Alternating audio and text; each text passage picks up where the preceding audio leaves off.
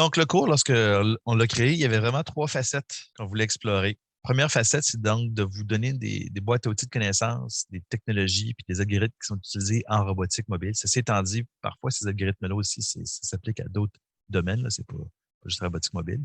C'est cette boîte à outils-là on voulait vous donner. Aussi, pour ceux qui veulent un jour peut-être avoir une carrière dans ce domaine-là, on voulait donner vraiment une compréhension verticale et holistique d'un système robotisé. Les systèmes robotisés ont peut-être cette difficulté-là qu'il faut vraiment bien les comprendre de A à Z, de la mécanique du système, de la physique du capteur, etc., etc., puisque tout influence tout. Si votre caméra est mal paramétrée ou c'est pas le bon modèle de caméra, ben, les images que vous allez obtenir ne seront pas de bonne qualité, ce qui fait que peu importe l'algorithme que vous allez placer derrière ça, si l'image est mauvaise, l'image est mauvaise. Je fais souvent référence à un acronyme anglophone, GIGO, Garbage In, Garbage Out. Donc, si votre image elle est complètement noire parce que la caméra n'est pas bonne, elle n'est pas adaptée à votre environnement, ben, votre algorithme va vous sortir du garbage. Ce que j'espère développer avec vous, c'est une connaissance holistique des systèmes cyberphysiques, des systèmes robotisés. Et troisièmement, c'était d'expérimenter. Bon, cette année, on va expérimenter un peu moins dans le réel, on va expérimenter plus en simulation. Sachez quand même que la simulation va vous permettre quand même d'obtenir peut-être 85 de ce que vous auriez obtenu avec un vrai système physique. Puis ici, j'ai placé j'adore beaucoup le PhD Comics. Donc, c'est cette idée-là que chaque professeur est dans une bulle. Lorsqu'on approche de l'étudiant, ça arrête de fonctionner. Et lorsque le professeur disparaît, oui, le système se remet à fonctionner. Ça, c'est classique. Alors, on appelle ça aussi parfois le customer bit. Vous avez un produit. Quand le client arrive, il y a un bit sur le processeur qui se met à 1 pour dire que le client est présent. Puis là, ça arrête de fonctionner. Puis après ça, quand le client s'en va, ben là, hop, ça s'est mis à fonctionner. Pourquoi la robotique mobile? Pourquoi vous avez peut-être choisi ce cours-là? Peut-être parce que c'était un cours qui était dans votre cursus. Dans le fond, vous aviez besoin de prendre des cours à option. Mais aussi, pour beaucoup d'entre vous, c'est peut-être vous êtes curieux de savoir c'est quoi cette bébête étrange des systèmes des voitures autonomes, par exemple. Et clairement, c'est un domaine qui est en pleine explosion. On a vu récemment justement des restaurants à Québec qui ont commencé à acheter ou louer des robots mobiles pour être capables de déplacer la vaisselle sale de la salle à manger à la cuisine et aussi d'appeler les plats qui ont été préparés parce qu'on a une pénurie de main-d'œuvre. Donc, de plus en plus, on voit la robotique mobile comme étant une solution à ce fameux problème de la pénurie de main-d'œuvre. Ça va être aussi une technologie qui va peut-être alimenter la prochaine révolution technologique. On parle d'industrie 4.0. Dans les révolutions industrielles, on a eu la machine à vapeur, le chemin de fer, la radio, la télévision, l'informatique et la réseautique. Mais maintenant, l'industrie 4.0, donc des outils, des objets intelligents, motorisés, connectés, qui prennent des décisions. Clairement, l'industrie automobile s'y intéresse. Pour donner des ordres de grandeur, on construit environ 60 millions de voitures par année. Donc, c'est sûr que c'est un marché qui est très, très grand. Tout le monde connaît la compagnie Tesla. Tesla qui est rendue la compagnie, le constructeur automobile qui est la plus grande au niveau de l'évaluation boursière.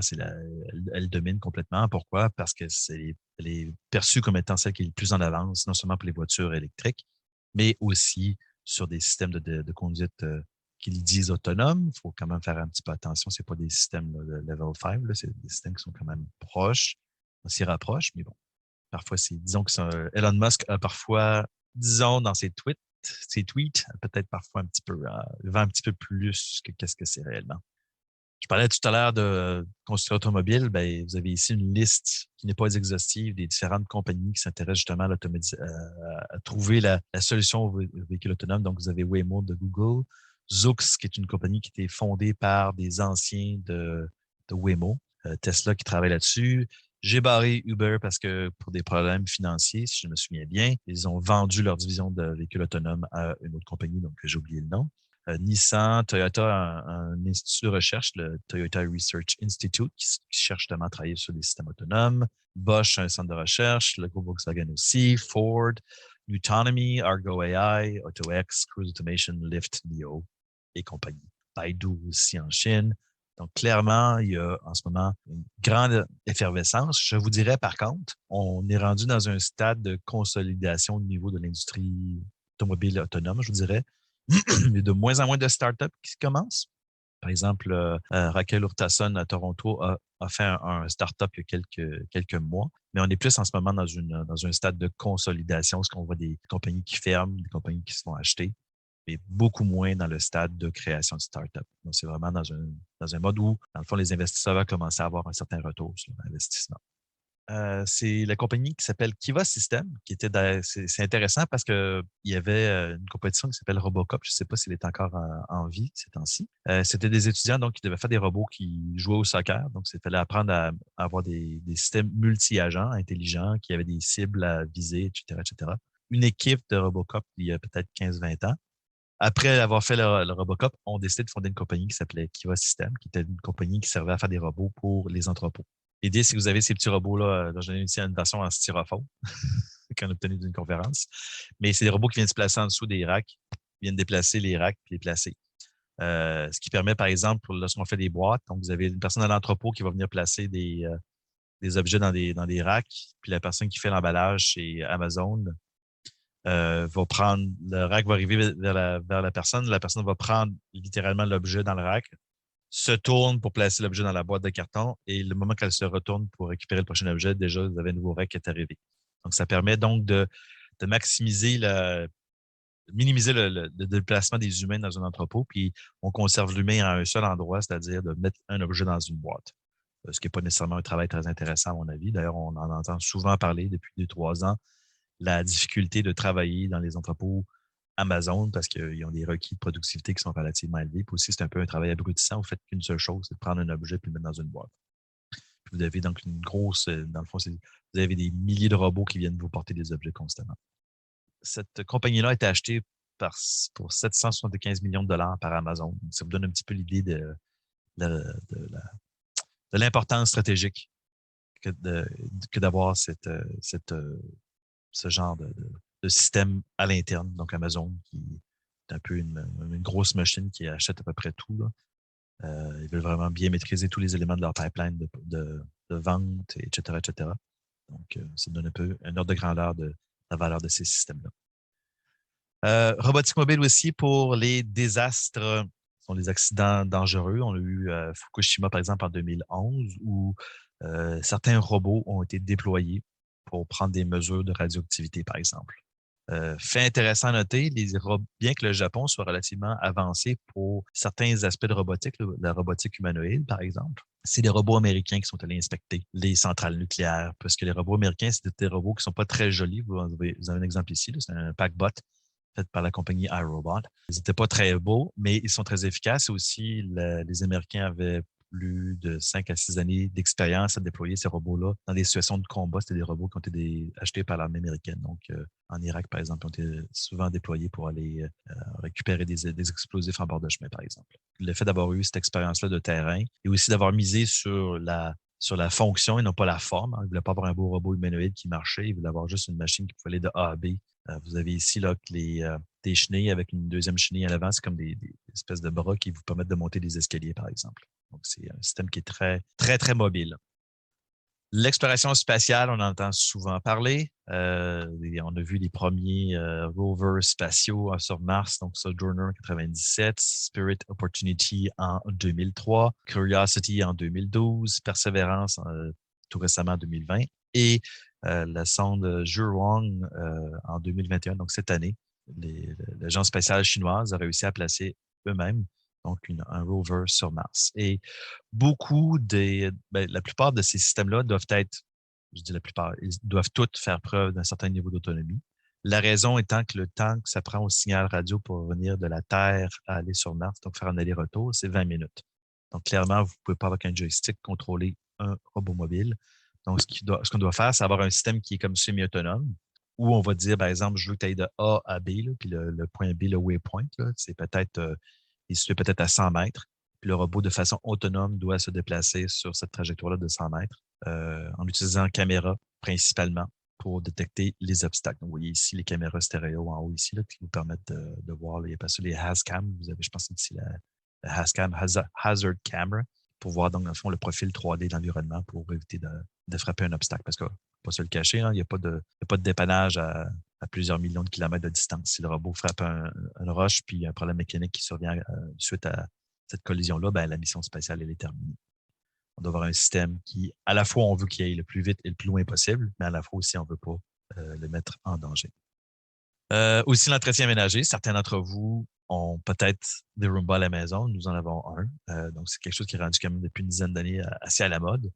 Vous avez même des versions ici là, pour les pelouses. Vous voyez ici, Dieu l'ont trouvé. Une version de tondeuse, l'équivalent d'une Roomba, donc qui fait des patrons circulaires. Après ça se déplace. Notez que c'est des systèmes qui sont relativement bébêtes, dans le sens que certains font des cartes. Vous avez ici le Nito, vous avez la petite espèce de monticule ici. Ça, c'est pour permettre il y a un lidar 2D. C'est exactement le même lidar qu'on avait sur nos robots mobiles au laboratoire là, pour ce cours-ci. Là. Et ce lidar-là vous permet de faire une carte 2D de l'environnement. Ça permet de planifier, par exemple, de faire une trajectoire là, en ce qu'on appelle le boustrophédron, là, donc de charrue de bœuf, là, comme si vous vouliez élaborer un champ. Le niveau de précision du capteur, excellente question, Benjamin. C'est d'ailleurs un des aspects importants du cours, c'est la précision, gestion d'incertitude. Ça dépend de la technologie derrière le lidar. Par exemple, le lidar de Nito, qui est le RP LiDAR, c'est un lidar par triangulation. Et ce qu'on voit qu'un lidar par triangulation, c'est que la précision chute au carré de la distance. Donc, si vous doublez la distance, vous quadruplez l'erreur d'estimation. Si vous avez un lidar qui est basé sur le time of flight, le temps de vol, ben, l'erreur vient de l'horloge qui prend la mesure du temps entre l'impulsion d'aller et de retour. Et cette erreur-là ne varie pas en fonction de la distance. Donc, l'erreur est relativement fixe. Donc, pour un time of flight, je vous dirais l'erreur typique, là, c'est de quelques centimètres. Puis ça peut être sur des portées de centaines de mètres. Là. Pour un truc comme le Nito, là, c'est très proche, ça va être de l'ordre du millimètre. Très loin, ça va être de l'ordre plus peut-être du 5-10 centimètres. Notez que toutes ces précisions-là, c'est si j'ai un bon retour, ça se peut que des obstacles ne soient pas visibles. Hein? Si vous avez une feuille noire, ça se peut que le lidar, l'écho-lidar n'est pas assez fort. Le lidar va vous dire qu'il n'y a pas d'obstacle. Donc, vous allez rentrer dans l'obstacle. Donc, la précision, c'est sur faire attention. Là, c'est lorsque j'ai un retour, voici la précision que j'obtiens. On va traiter de cette question-là de précision tout le long du cours parce qu'on va faire ce qu'on appelle de la fusion d'informations, prendre des capteurs plus ou moins précis, mélanger les indications qu'ils nous donnent pour être capable d'avoir à la fin un estimé robuste de la position, par exemple, du robot, des différents obstacles. Question aussi qu'on peut se poser en tant que société, c'est la certification des véhicules autonomes. Hein, on a beau mettre des systèmes informatiques, des systèmes ordinés, des systèmes intelligents. Quelque part, on aimerait être capable de pouvoir certifier que ces systèmes-là sont garantis de fonctionner en fonction des différentes conditions d'utilisation. Et si on se compare à l'humain, par exemple, le taux de mortalité en ce moment, c'est environ 1 mort par 100 millions de milles aux États-Unis. L'idée, c'est que si on veut certifier un véhicule autonome, il faut prendre plusieurs fois cette centaine de millions de milles-là pour avoir des données qui sont statistiquement significatives, voir le nombre de morts qu'il y a eu en utilisant ces véhicules-là. Et on peut démontrer là, que pour avoir une bonne marge, une bonne certitude sur cette qualification-là, ça prendrait de conduire environ 8,8 milliards de milles pour certifier un véhicule autonome, ce qui est énorme. Donc, si vous avez une flotte de 100 véhicules autonomes et que vous les faites rouler 24 heures par jour, 365 jours par année, à 25 000 à l'heure, ben, ça prendrait 400 ans pour avancer suffisamment de données. Ce qu'on voit avec Tesla, les autres, c'est que les autres, ils vont sur la loi des grands nombres. C'est sûr que les autres, ils vont y aller vraiment avec une quantité phénoménale de véhicules. Mais notez qu'ils sont peut-être un petit peu cow-boys. Hein? Ils vont relâcher du code, ils vont tester, puis c'est peut-être pas, disons, certifié comme on le voudrait, comme par exemple pour les avions. Donc, vous avez un peu ce problème-là d'œuf et la poule. Si vous voulez certifier les véhicules autonomes, il faut en avoir beaucoup sur la route. Et puis, si on en a vu sur la route, ben, il faut les certifier. Donc, vous avez ce problème-là. À titre indicatif, l'autopilote de Tesla en ce moment, ils ont cumulé environ 3 milliards de milles d'opérations. Et je le mentionne quand même, c'est surtout des opérations sur les autoroutes. Beaucoup de constructeurs maintenant l'offrent, cette automatisation sur la conduite autoroute. C'était, je me souviens bien, c'est Cadillac, c'est quoi? C'est Cruise, ça s'appelle, Smart Cruise. Ou si l'autoroute est incluse dans le package, ben là, vous pouvez utiliser votre système de conduite autonome sur cette autoroute-là. Mais on se limite quand même à des circuits qui sont relativement simples, comme les autoroutes. D'ailleurs, c'est pour ça que les autoroutes existent. On ne veut pas de tracteurs, on ne veut pas de piétons, on ne veut pas de tricycles. Les autoroutes, c'est un domaine qui physiquement est limité sur le genre de véhicule qu'on peut avoir. Il n'y aura pas de traverse de piétons non plus sur une autoroute. Pas de traverse de chemin de fer non plus, en théorie. Ici, je vous présente une image. C'est un article que j'avais trouvé. L'article lui-même est, somme toute, pas nécessairement très intéressant, mais ce que j'aimais beaucoup, c'est le diagramme qu'on voit ici. Donc, l'idée, c'est qu'ils ont pris un Roomba, Ils ont installé une tige ici, une tige en aluminium, et ils ont placé des capteurs de température à différentes hauteurs. Puis l'objectif ici est d'avoir un système qui patrouille un centre de données pour aller faire des lectures de température. Dans le fond, trouver ce qu'on appelle des hotspots. Quel endroit dans le centre de données est chaud, quel endroit est froid. Pour obtenir, dans le fond, on le voit ici, là, c'est la carte de chaleur, là, le heat map. Ce que je trouve intéressant, c'est le diagramme qui était présenté dans l'article. Robot Control System, le diagramme qu'on voit ici. Donc, on voit ici à la base capteurs qu'ils ont utilisés, caméra vidéo, des algorithmes de vision qu'on va voir en classe, que l'odométrie, donc la mesure des roues, et on voit ici EKF, Extended Kalman Filter, donc combiner l'information visuelle avec l'information d'odométrie, c'est quelque chose qu'on va voir dans ce cours. Température, humidité, donc le concept de sensor fusion, comment mélanger l'information de différentes sources. Encore là, c'est quelque chose qu'on va beaucoup traiter dans le cours. Et à la tête ici, vous avez donc un planificateur qui utilise donc l'information qui provient de ces différents capteurs et de ces différents algorithmes pour être capable d'effectuer une tâche. Donc, je trouvais le diagramme bien représentatif des différentes composantes qu'on va voir dans le cours. Aujourd'hui, EKF, ça vous dit rien. Dans quelques mois, normalement, que EKF, l'acronyme, devrait maintenant résonner avec vous.